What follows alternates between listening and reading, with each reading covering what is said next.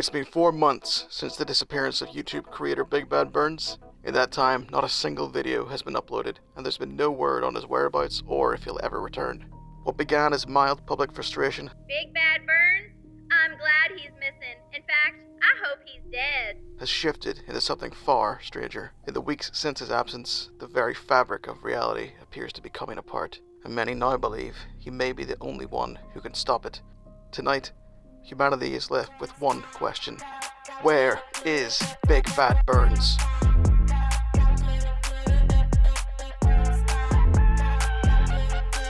Poker, it's a game that's older than organised football, older than Coca-Cola, and maybe even older than your nan's tray bake recipe.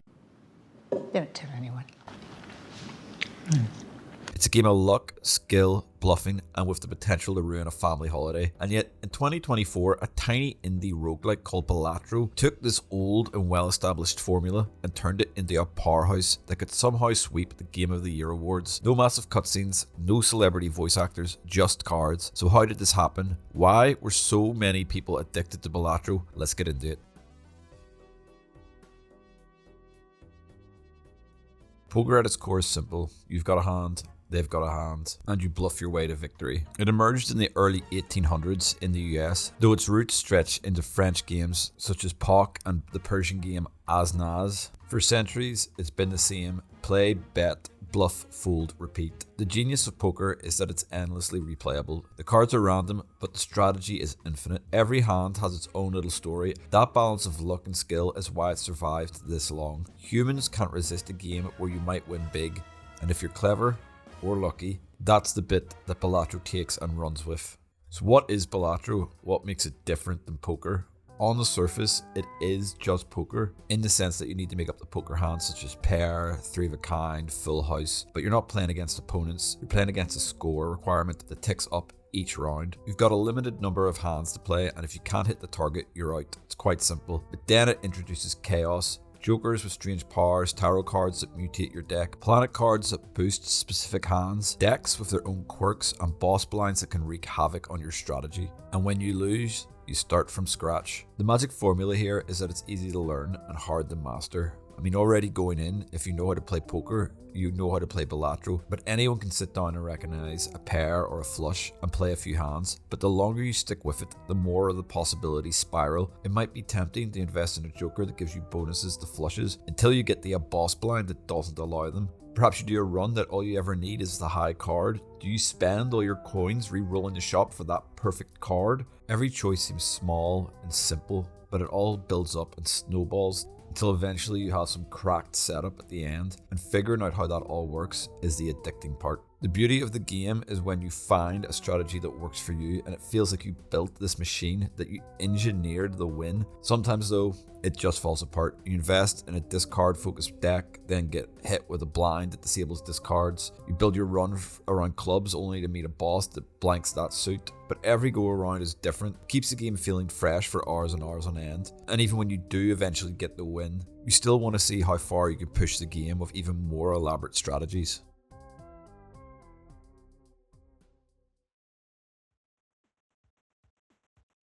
Now, I've basically described the game in a nutshell, but I think we need to go a bit deeper to find out why people really love it. At the end of the day, Balatro is just pixel art cards with a single developer, and it's rubbing shoulders with the usual suspects at the Game of the Year awards. We're talking about games that are built like Hollywood blockbusters, massive budgets, motion caption actors, orchestral soundtracks, entire studios devoted to polishing a single title until it sparkles, and yet Balatro not only got nominated, it won. Why does that feel like a small miracle? Because for decades the industry has equated bigger with better. Bigger map, bigger budget, bigger cast, bigger trailer. It's an arms race. A lot of these games are very wide but not very deep. So when a game like Balatro, this simple, abstract but deep game, walks on the stage and takes the trophy, it's like this big middle finger to the idea that bigger is better. So how did Balatro pull this off? AAA blockbuster games have a lot of moving parts. Those games are about the experience and the scale, controlling what the player sees and how they feel about it. Whereas Balatro is the opposite. It's an engine of rules and interactions.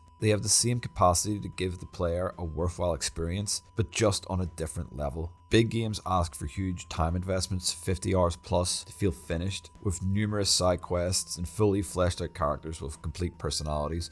Balatro sells something else. Every single run can teach you something different, but it is a loop. You can play a short game on your lunch break, or you can play it as the wee hours of the night. That accessibility matters. In a world where attention is fragmented, players don't always want to commit to a 100-hour epic journey. A combat game that rewards repeatedly and keeps surprising you can have a massive cultural reach precisely because it fits into people's actual lives. A key element here is that Balatro is an indie game. The kind of philosophy around the game studios that make those means that they can have bigger risks in a smaller scope. Massively budgeted games don't have the luxury to take risks. Everything needs to be calculated to ensure maximum profits. So when something comes along and breaks out of that mold, it gets noticed. People are always hungry for new things that challenges them. And overall, this is good for the industry as a whole because it inspires others to innovate in the same way. Ultimately, this is a huge victory for the players as well, because when games like this win, it means we will get more diversity in the games that we're playing.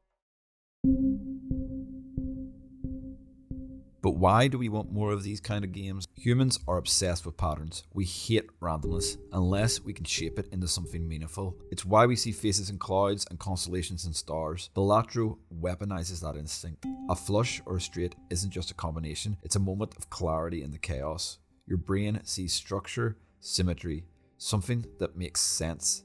And every time it happens, your brain basically goes, oh yeah, that's the stuff. It's the same loop that slot machines use, except Balatro gives you the tools to actually influence the outcome, and that makes the payoff feel earned instead of arbitrary. On the surface initially, the game doesn't feel like it's gambling the same way that real poker does, but every reroll in the shop and every joker that you pick and every discard that you make is a small bet and decision that you're making that changes the outcome of the game going forward. Your brain loves this. You're taking risks, but there's none of the real world consequences. And Balatro's learning curve isn't linear, it's exploratory. You don't learn the game like a textbook, you uncover it, peeling away at its layers. While you might not be exploring dungeons or kicking fire-breathing dinosaurs out of their castles, it's more of a psychological exploration. Psychologist, Mihai Csikszentmihalyi, I definitely said that right. He coined the idea of flow, a mental state where skill and challenge balance perfectly. Balatro lives here rent-free. Runs start easy enough that you feel clever, but the difficulty ramps up just fast enough to keep you on your toes. You're making decisions constantly, but never so many that you feel overwhelmed. It's a meditative rhythm. Draw, calculate, risk, reward, repeat. Some games get flow by slowing you down, some get it by overwhelming you. Balatro gets it by aligning you with how your brain already thinks. Hits both ends of the reward spectrum. Small wins, a pair with barely nudges your score past the blind, paired with the big wins, a final hand that explodes into a number your brain can't compute. This mixture is unbelievably powerful psychologically because it keeps your dopamine system flowing. If rewards come too predictably, you get bored. If rewards never come, you get frustrated. Balatro threads the needle.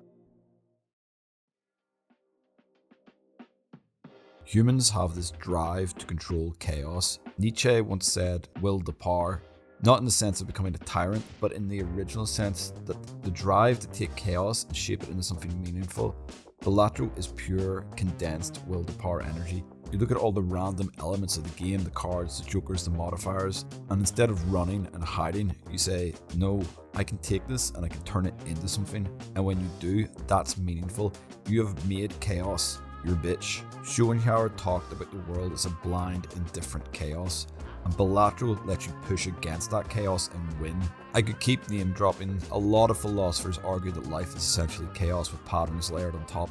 Things happen unpredictably and we respond and we try to build meaning from whatever randomness we encounter. And encountering that randomness and dealing with it trains our brain, and Balatro is the perfect representation of that. It allows us to train that muscle, and every time we do, we get a little bump of dopamine.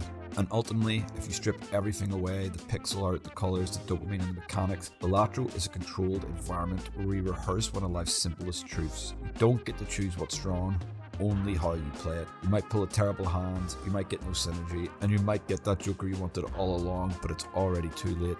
That's why Balatro feels weirdly profound, despite being, on the surface, a card game. We try to make number go up, but maybe somewhere deep down, Balatro is about us trying to make sense of the world a little bit at a time. So why do we love Balatro? That's because it's simple to understand, but it's endlessly deep, because it makes us feel clever.